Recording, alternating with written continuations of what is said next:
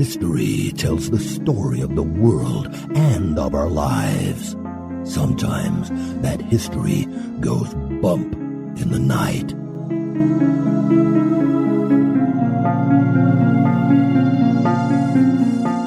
Broadcasting from the center of oddity and the supernatural in Central Florida, it's the History Goes Bump podcast.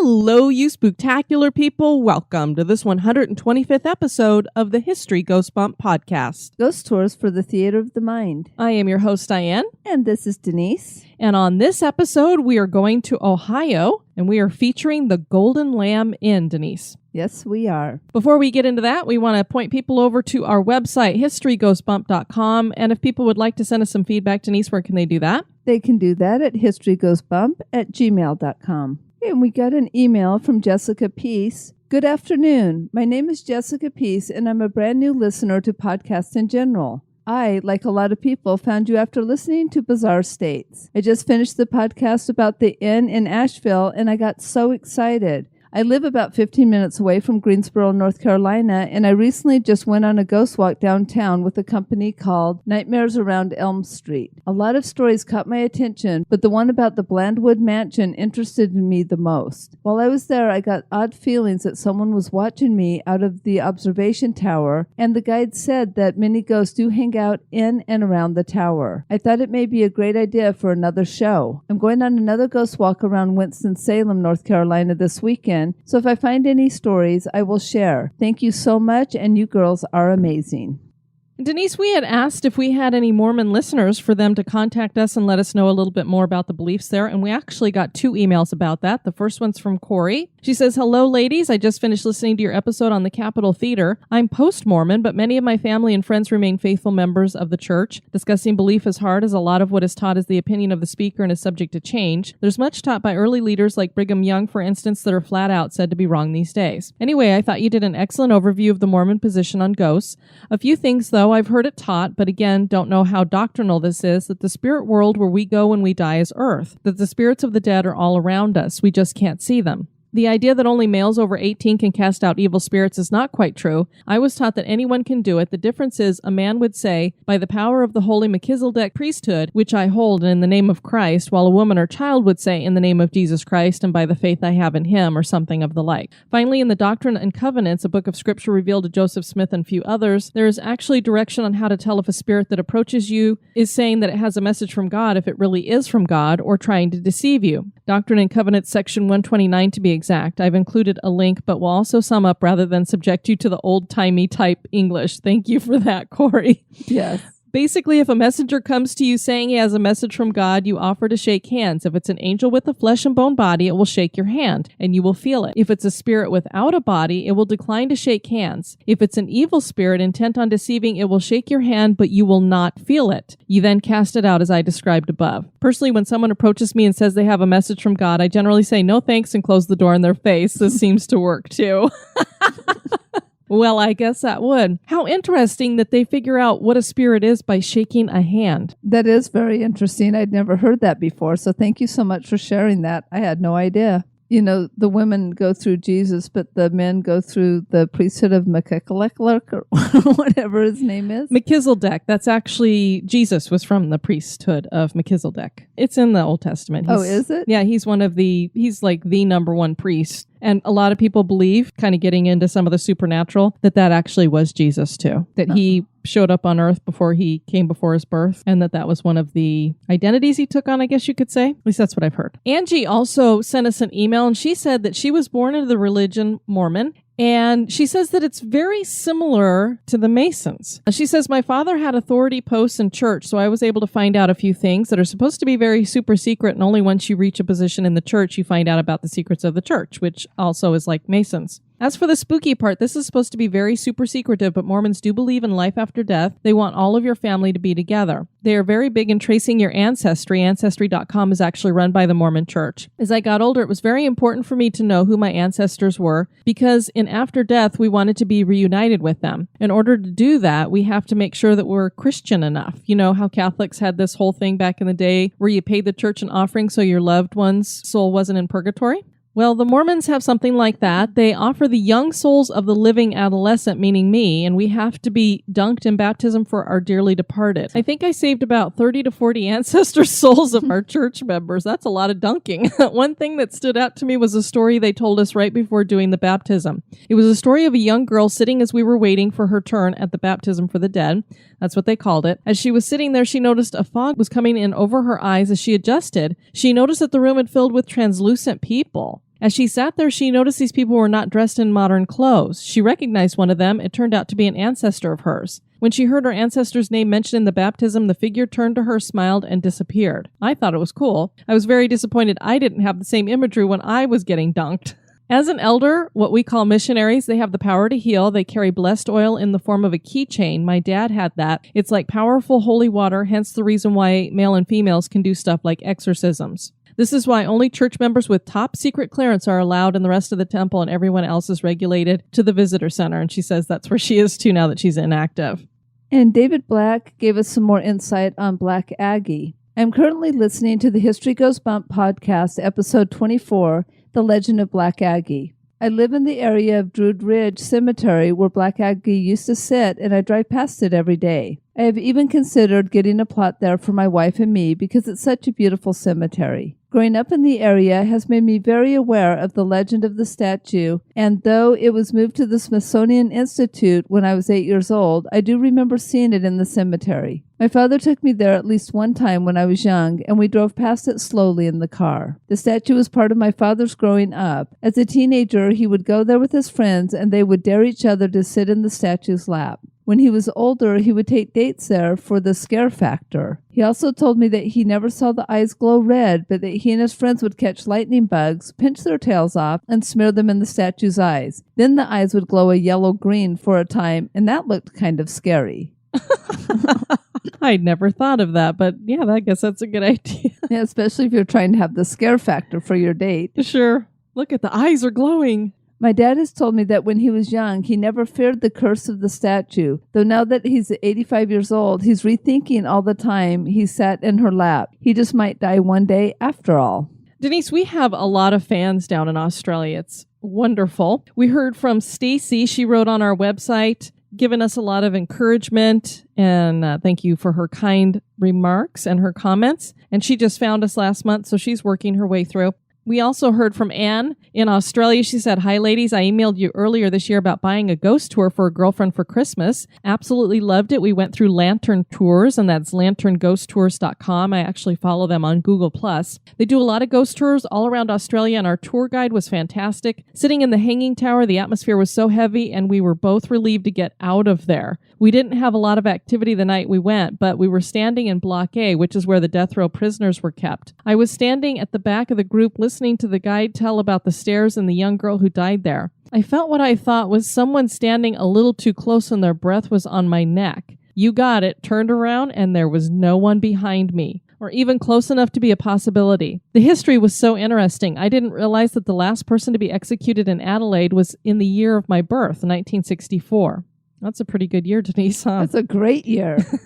One thing I found interesting is that the executed have been buried in the grounds by law, and their graves are marked by numbers on the outside wall of the jail. As time has gone on, some of the graves have had pathways and sewage pipes laid next to them or over the top. We moved quite quickly along the path at one point when we stopped for the guide to explain this to us. Barb and I were standing right on top of where the worst offender had been buried under the cement path. Yeah, I think I would have moved quite quickly from being right there. She also just wanted to say how much she really enjoys the podcast, looks forward to them each week and listens while she works, and is hoping that we will come and do a little visit down there. So we're definitely got that planned. Denise, we had a great time in Savannah.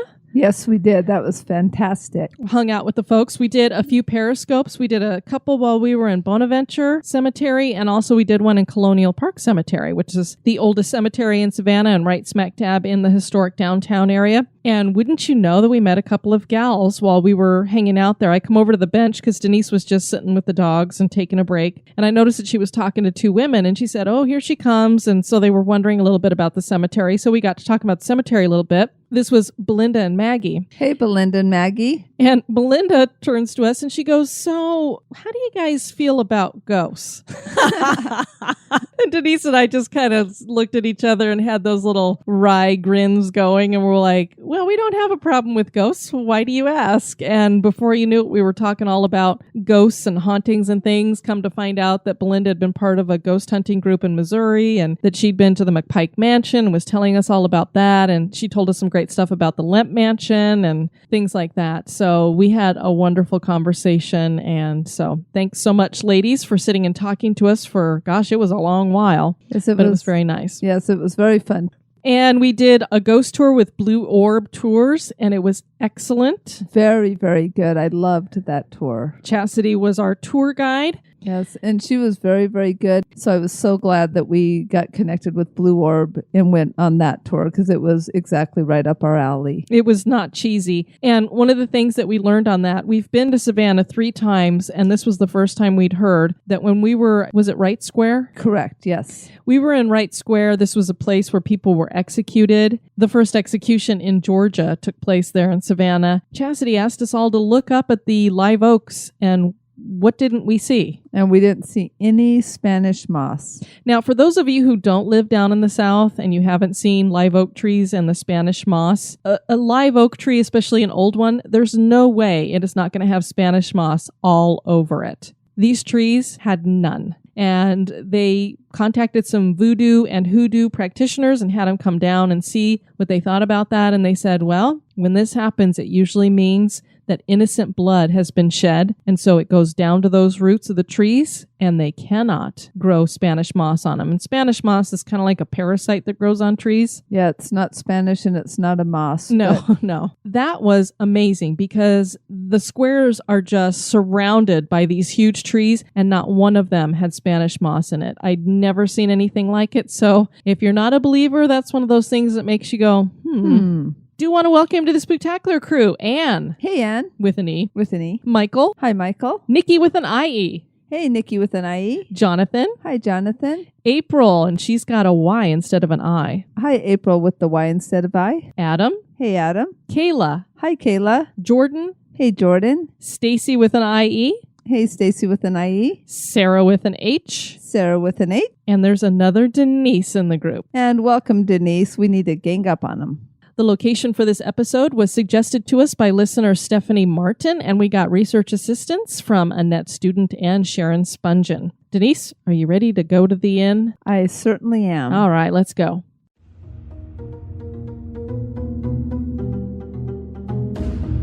Become an executive producer of the History Goes Bump podcast for as little as $1 a month. For $5 a month, you can access exclusive content like the Haunted True Crime Bonus Cast. And for $10 and above a month, you get all that plus awesome History Goes Bump gear. Check out patreon.com/historygoesbump for more information. Or you can give us a one-time donation by clicking the donate button at historygoesbump.com.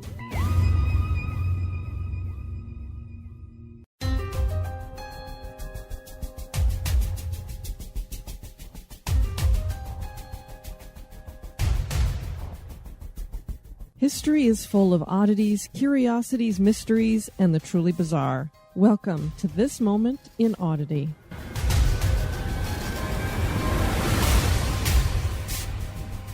The Moment in Oddity is by Bob Sherfield.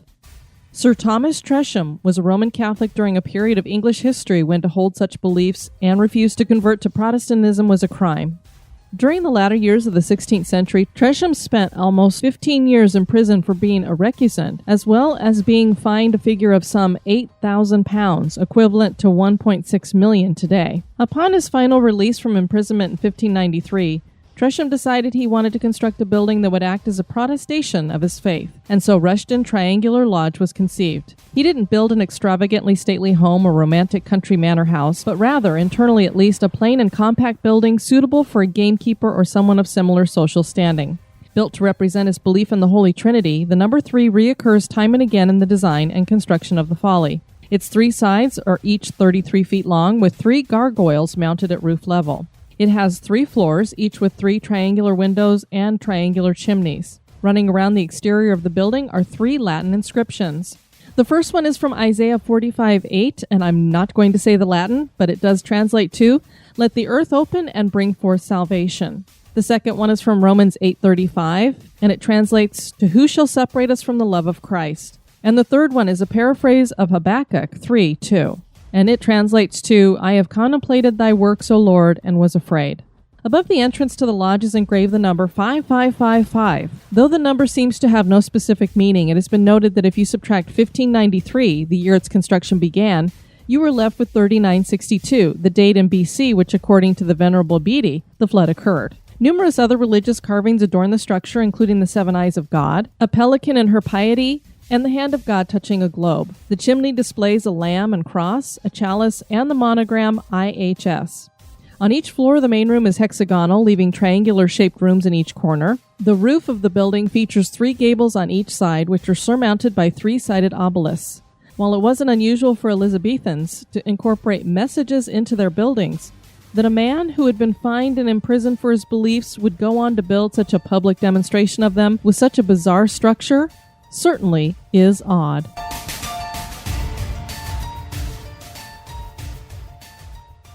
This history podcast is haunted.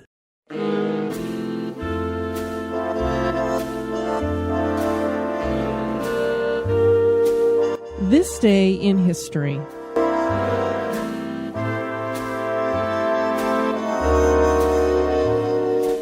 This Day in History is brought to us by April Rogers Crick. On this day, May 19th, in 1536, Anne Boleyn knelt upright on a scaffold in the Tower of London on the orders of her husband, King Henry VIII. Looming over her was an expert swordsman, Jean Ramboux, who had been brought over from France for just this execution. A single stroke from Ramboux's weapon sliced her head from her body. The date of Anne's birth is unknown, but on the day of her beheading, she was only in her late 20s or early 30s and had been Queen of England for 3 short years. Anne was just a teenager when King Henry VIII fell in love with her. At the time, he was married to Queen Catherine of Aragon and had been for 24 years. Catherine had failed to produce a male heir. Becoming increasingly frustrated with the lack of a male heir, Henry started looking for a different woman to mother a son. In 1525, he began to pursue Anne, who was one of the Queen's maids. Unlike the numerous other girls, including her sister Mary, Anne refused Henry's advances. At this time, England was still Catholic, and Henry had to ask Pope Clement VII to annul his marriage to Catherine. The Pope refused. Making a long story short, Henry severed ties with the Roman Church and declared himself supreme head of the Church of England. Now he reigned over England's political and religious lives. In 1533, he divorced Catherine. Henry and Anne finally married after 8 years of political and religious turmoil. Anne quickly became pregnant, but later that year when the baby was born a red-haired girl, Henry was devastated. Anne's intelligence, wit, and political news did not make things easier for her. The public felt Catherine was the rightful queen, and Anne was nothing but a whore who had bewitched the king. Many miscarriages followed, and this served as proof to the public that she might just be a witch or the Lord had cursed their union. The king's advisors were no help. They created an atmosphere of mistrust, whispered betrayals, religious superstition, and plotting. Anne knew her downfall was inevitable. She had no son to protect her, and the king, becoming increasingly desperate, lost interest in her. Wanting to be rid of Anne, outrageous charges of high treason, incest, and adultery were made up. What was to be a travesty of justice, Anne was found guilty. The only mercy Henry showed was to have her executed in the swift and humane sword-swinging French style, rather than a drawn-out and nasty burning of the stake. With no other way for a savvy-spirited woman to better herself other than marriage, Anne was a victim of the men who surrounded her. She was used as a pawn by her father as he sought power of his own, used by the king to mother sons, and used as a scapegoat by the villainous self-serving court. Regardless of being executed by beheading, Anne got the last laugh. She became a hugely influential figure in English history. She rose from commoner to queen in a man's world. She was the mother of what some considered the finest monarch England has ever had.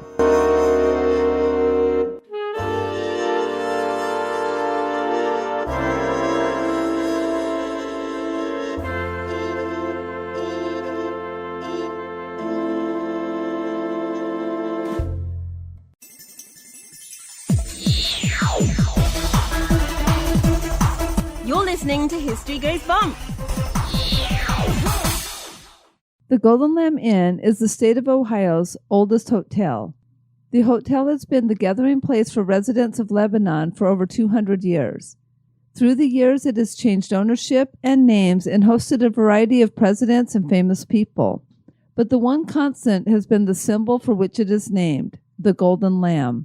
The deep history of this inn includes a connection to stagecoaches, war, and much more, which has led to rumors of hauntings at the establishment. For some guests, more than just their signatures remain at the inn. Their spirits seem to have remained. Join us as we explore the history and hauntings of the Golden Lamb Inn. Ichabod Corwin, Silas Huron, Ephraim Hathaway, and Samuel Manning founded Lebanon, Ohio in 1802. When they platted the town, made up of 100 lots, only 2 cabins had been built. Ichabod Corwin's cabin, built on Broadway, was Lebanon's first home. In 1802, Ephraim Hathaway purchased the structure from Corwin and opened Lebanon's first business, the Black Horse Tavern. And wouldn't you know, Denise, that the first business would be a bar? Of course. This was a stagecoach stop along the way to Cincinnati. In 1826, Hathaway replaced the log cabin with a brick building. At different times, it was known as the Only Hotel, the Bradley House, Lebanon House, and the Stubbs House. When added to the National Register of Historic Places on January 12, 1978, it was called the Golden Lamb. And I like that name the best. In 1803, Jonas Seaman and his wife Martha, along with their children, arrived in Lebanon. Seaman was born in New Jersey, where his father William owned a tavern in Hopewell. After his arrival in Lebanon, Seaman built a 2-story log building on lots he purchased from Ichabod Corwin. The lots were located on Broadway at the crossroads of the north-south and east-west route through town, making it an ideal stagecoach stop. On December 23, 1803, Seaman paid $4 to secure a license from the Warren County Court to operate a house of public entertainment. It is unknown when the tavern was first named the Golden Lamb. It was a common practice for early businesses to hang gaily painted signs to attract travelers. Since many people could not read, the signs were often pictorial, often with animal illustrations, such as geese, pigs, and sheep, so having a golden lamb on a sign was not unusual. I like that practice. We should go back to it. Martha, who was industrious, thrifty, and a good cook, helped the inn become successful. They employed a few servants to help with the spinning and weaving, churning, soap making, washing, and ironing. They had vegetable gardens, pig pens, and chicken houses behind their inn. Guests were served plentiful, good, pioneer food obtained from the Seaman's vegetable gardens, pig pens, and chicken houses behind the inn, along with deer, bear, wild turkey, hot cornbread, and old-fashioned apple butter. The inn stables, which faced Main Street, provided shelter for guest horses. They soon became known as a good place for a meal and to spend the night. After Lebanon's first courthouse was built across from the inn in 1805, the Seaman's Tavern became even more popular. It was a gathering place for lawyers and politicians, some of them prominent in Ohio's legislature and courts. The tavern's public rooms became a gathering place where world news was exchanged and discussed, and where messages and letters could be sent and or received. Financial problems plagued the nation in the 19th century. The cost of living continued to rise. Tavern licenses, which cost $4 in 1803, rose to $10 in 1805. Now that's a pretty huge difference, especially when you look at the time period to go from $4 to $10. Absolutely. And that's only in 2 years. Huge inflation. Debts and the ability to collect them concerned all businessmen, including tavern and innkeepers. Despite the success of his tavern, Seaman had a lot of outstanding debt, which prevented him from paying his debts. In an attempt to collect the outstanding debt, Seaman put an advertisement in the Western Star in 1807, but it proved unsuccessful. He was forced to take out a mortgage, but still was unable to pay his debt, so in 1809 a public sale was held. Lebanon became a meeting place for troops raised in Hamilton, Butler, Claremont, and Warren during the War of 1812. The added activity and apparent prosperity did not help the Seamans, who were forced to finally give up their tavern. So what's really interesting is this tavern not only was a place where these politicians were coming, but now you've got all of these soldiers that were going to fight in the War of 1812 were gathering there as well and making their plans. So this really was, as we described in the intro, a gathering place for everybody. It was the central hub. Now, when you think about it along those lines, how bad must the debts have been and how expensive was it to run a business that they were forced into giving that up? And they had to have been prospering.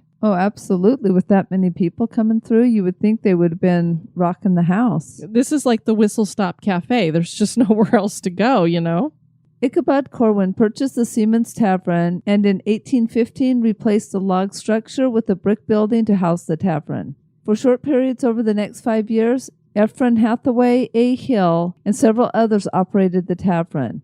After their arrival in Lebanon in early 1820, Henry and Mary Sher became the proprietors of the famous and successful hotel and tavern. They operated it together until Henry's death in 1830. Then Mary operated it alone for 7 years. By this time, the tavern had truly become a house of public entertainment. Advertisements announced plays, animal acts, and freaks performing at the tavern.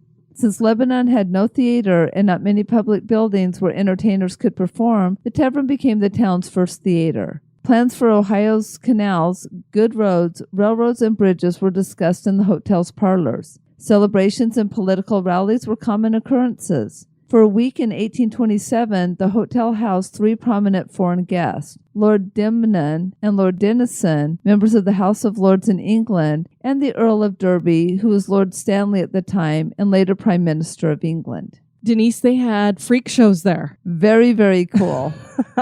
Diane would have been there every single night. No kidding. I would have been like, this place is awesome. For many years, the Golden Lamb had competition from the Indian Chief, a tavern located on Main Street behind the courthouse. William Ferguson was proprietor of the Indian. Both hotel/taverns were stage stops. Coaches from Sandusky to Cincinnati stopped at the Golden Lamb, and coaches from Lancaster to Cincinnati stopped at the Indian. After Ferguson's death in 1831, the Golden Lamb once again became the premier hotel in town, with professional men and tradesmen locating their businesses near the hotel. It's like 2 different taxi companies. You take your guests over there, we'll take our guests over here.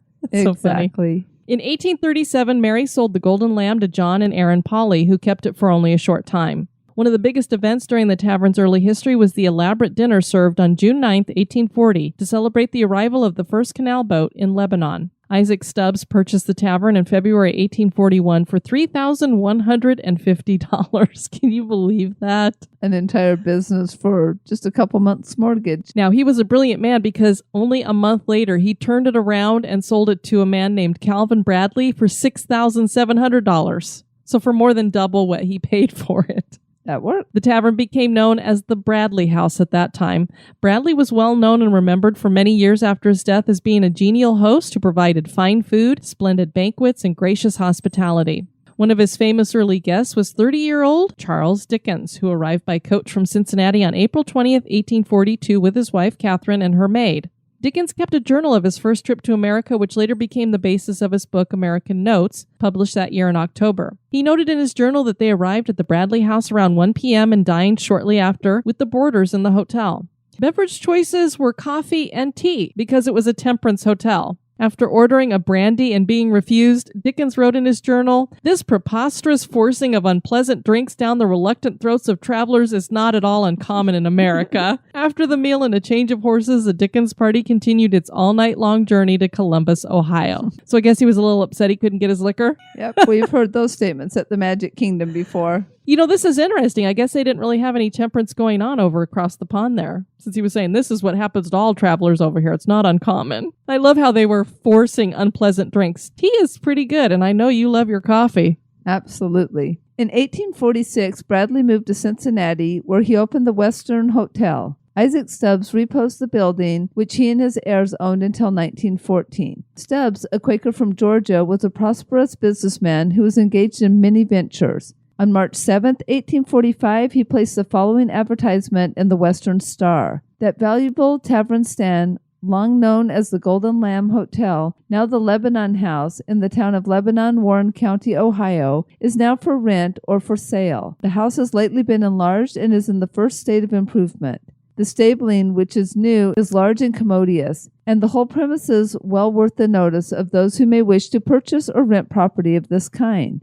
Stubbs also advertised that a considerable amount of furniture used in the house could be purchased. So starting in 1847, we have Samuel Egbert advertising that he's the manager of the Golden Lamb, and then a few months later, there's an E.A. Wiles that's going to advertise that he's manager of the Lebanon House. So apparently they use these names interchangeably. And then as the years progress, we're just going to go through a ton of hotel managers. And obviously, this isn't working out for whoever these managers are because they're just going through so many of them. So Isaac Stubbs, who was the owner at this time, realized that this probably would work out better if he had a setup where it was an owner-manager, which makes me think of Bates Motel.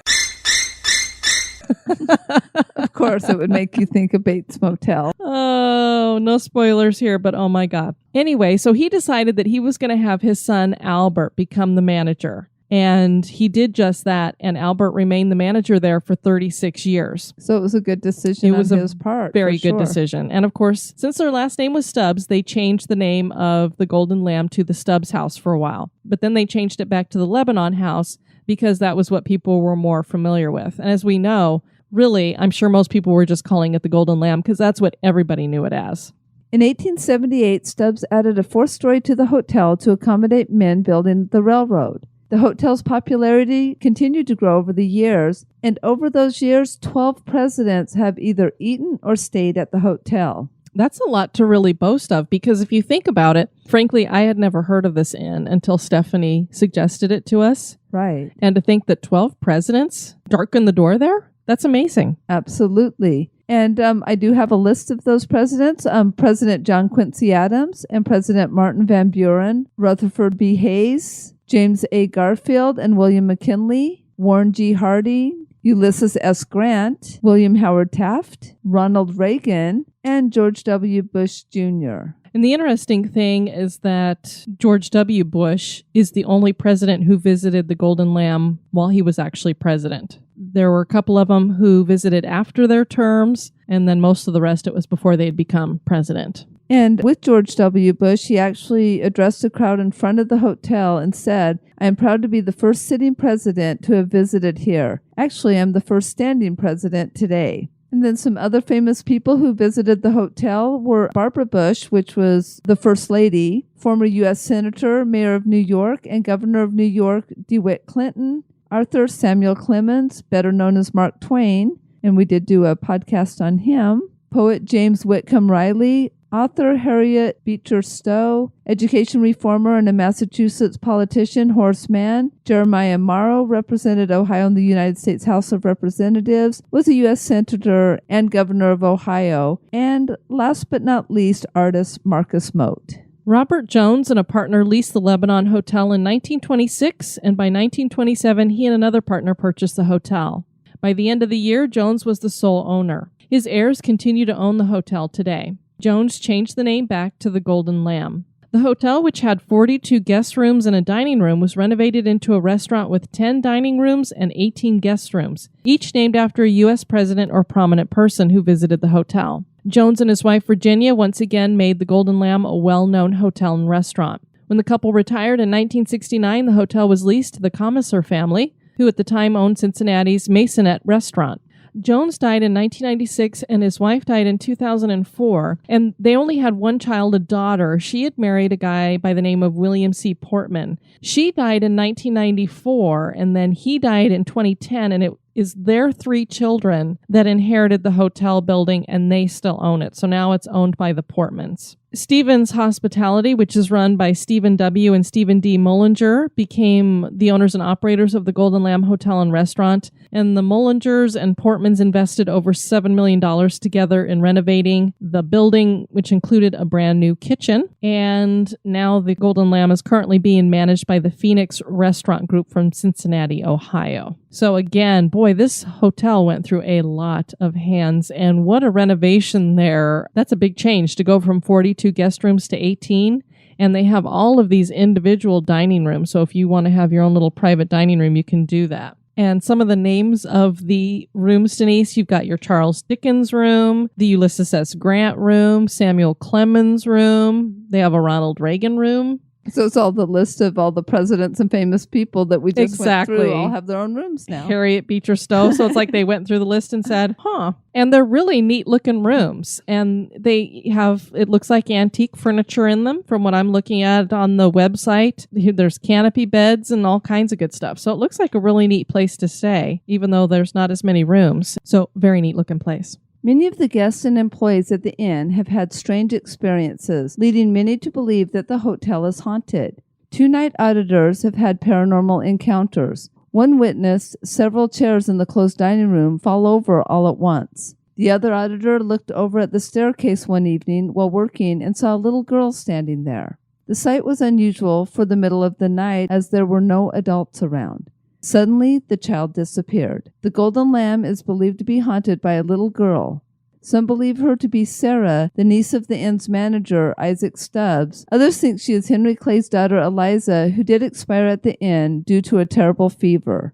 One housekeeper is confident that Sarah is the spirit. She heard a tricycle coming down the hall one day. A young voice said, "Sarah's back." She ran to the hall but saw no one and nothing out there. An employee named Jerry told Cincinnati's City Beat that she had heard an authoritative, disembodied male voice call out, "Sarah." She was sure it was Sarah's grandfather. The strange thing is that Sarah did not die at the inn. She grew up, got married, and died at a ripe old age. Was her stay here imprinted on the location somehow? Many items are heard falling off the walls in Sarah's room as well. And Sarah's room is a room that they have just kept. Nobody stays in there. It's part of a museum that they've set up, and it has a lot of her original furniture in there, which makes me wonder if somehow she's connected to the objects in that room, that her spirit somehow, because to me, it's just bizarre when somebody grows to a ripe old age and is far away from this location and then they die. Why would they come back here unless it's just those happy memories? But again, as I often wonder, why would you and can you make the decision to revert back to being a little girl when you died an older person? Could it possibly be a residual haunting, that it's just that the inn has imprinted her being there as a little girl and it's just a residual thing that...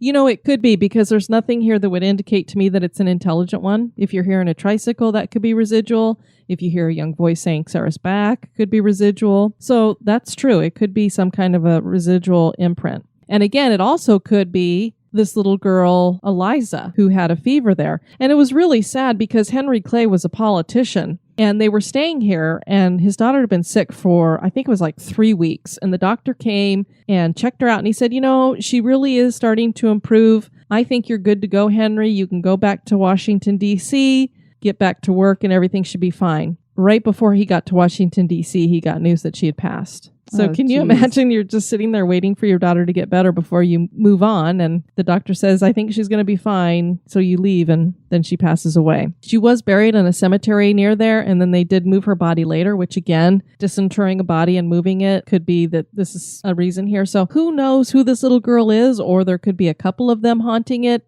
and we've always observed that we're not sure about children ghosts ourselves anyway, so... Right. Now, I'm not really sure how to say this last name, so I might butcher it here. Clement Vallandigham was a political force in Ohio during the Civil War era. He was a Democrat who opposed President Lincoln, and he believed that the South should be allowed to secede. He did not believe that violence should be used to keep the nation together. The Democrats who supported this position were called Peace Democrats. I'd never heard of that. Had you, Denise? I have not. So these were people who, even though they were Northerners, believed that the South should be able to secede if they wanted to.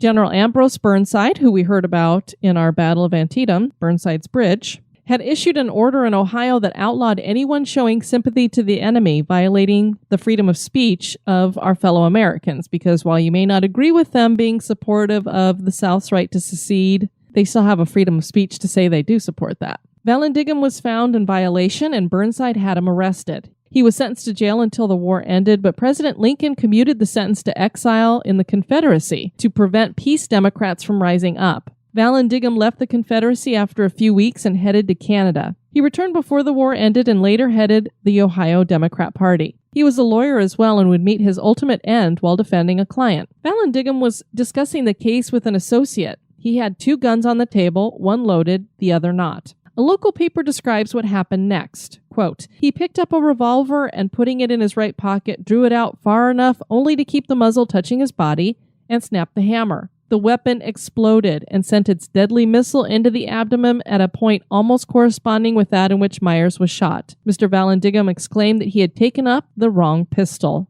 End quote. This is why gun safety is so important. Check to see if the gun is loaded. And then why in the hell would you have it pointed at your body anyway, even if you know it's not loaded? That's just stupid. It definitely is very stupid. Well, he died the next morning on the 2nd floor in a parlor at the Golden Lamb Inn. Vallandigham was trying to prove that his client did not murder the victim and that rather the victim had shot himself accidentally. His demonstration, while fatal, did result in the acquittal of his client because they said, you know what? He's right. The guy could have shot himself because he did it.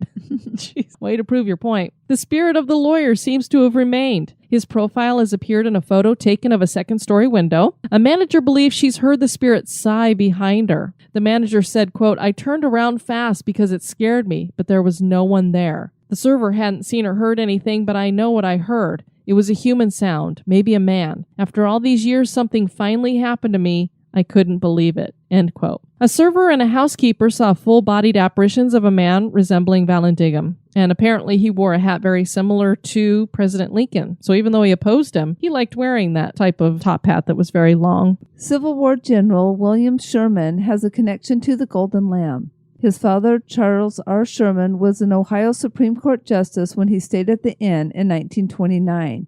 He died suddenly during his stay at the age of 41. He left his wife and 11 children penniless, and she had to give most of the children up for adoption. General Sherman was one of those children. He was raised by a neighbor named Thomas Ewing.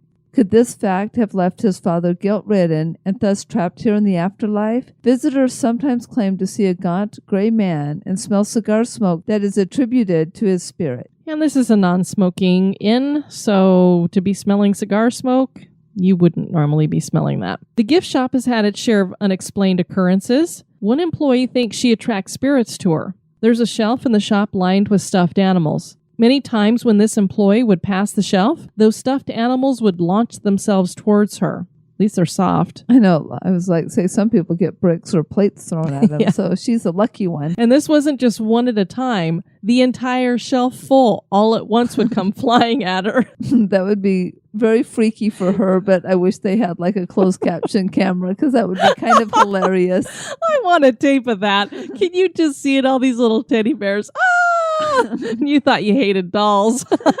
This was witnessed once by another shop employee. This same witness had an experience involving the cash register. She was talking to a guest about the supposed ghosts at the hotel, and she said she did not believe there really were any ghosts. All of a sudden, the register started spitting out a receipt with a bunch of gibberish keystrokes.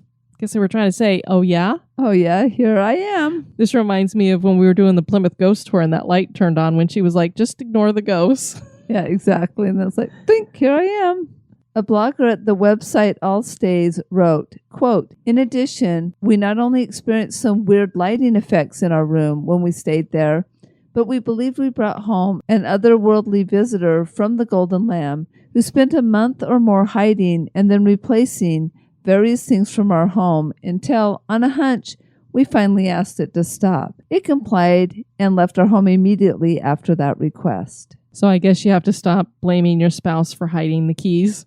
Yep, It was the ghost. It was the ghost. Of course, I wouldn't have wanted to get it sent out of my house because then I wouldn't have anybody to blame. That's true. Chris Moody, who spent a night in the Harriet Beecher Stowe room at the Golden Lamb, wrote about his stay on the internet on August 8, 2012. He wrote that Sarah Stubbs' original room was the Harriet Beecher Stowe room located at the top of the stairs on the 4th floor. but she was forced into a different room and was furious and has since returned to haunt her childhood home.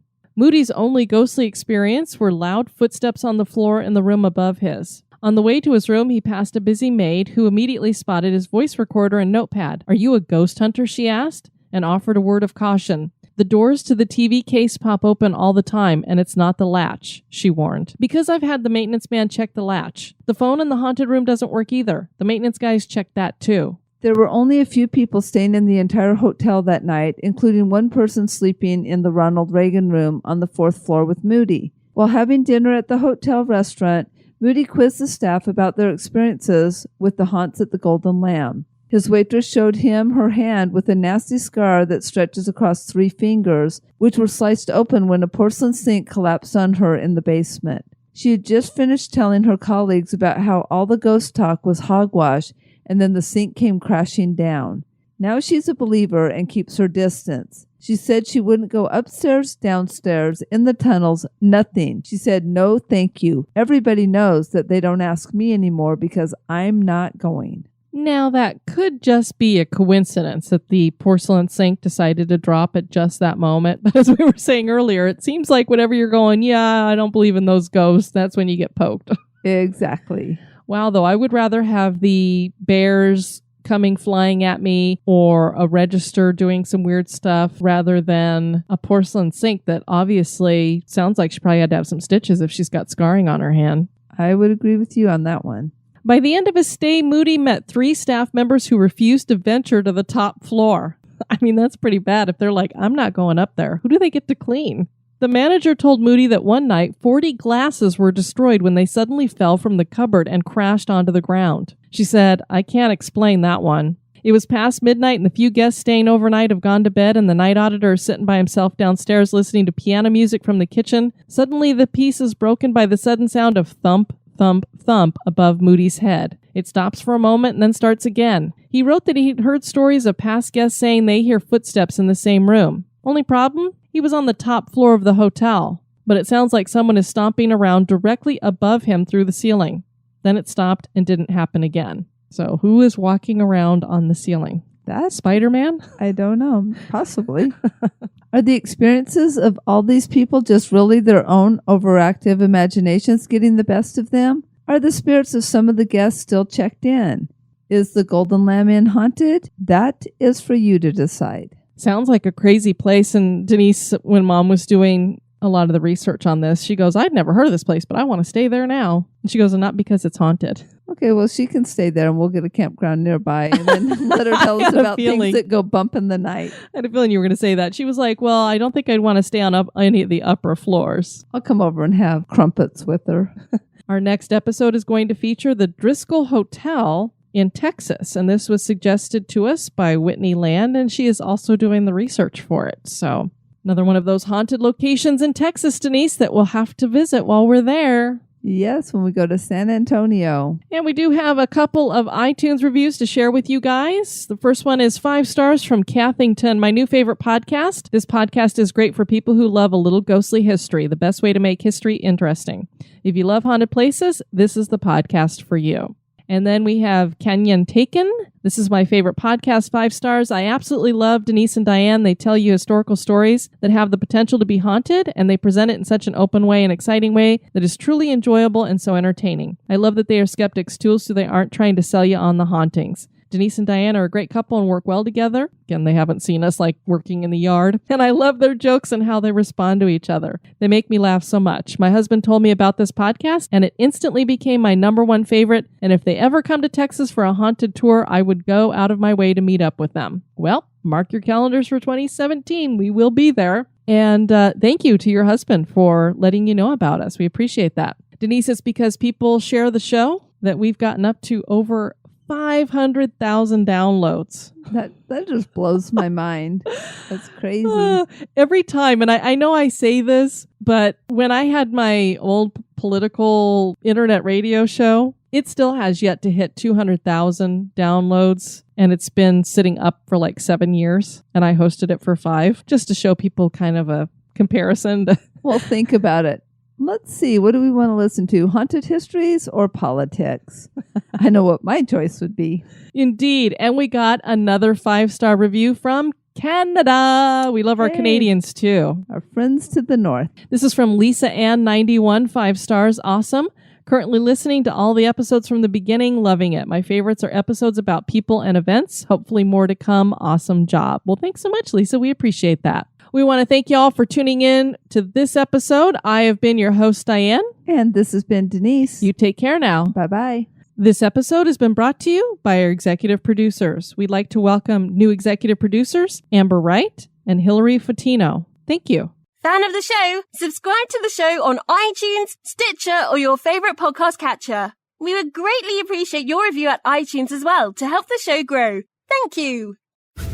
Societies rise and societies fall. When the time comes, one society steps forward to build a better future.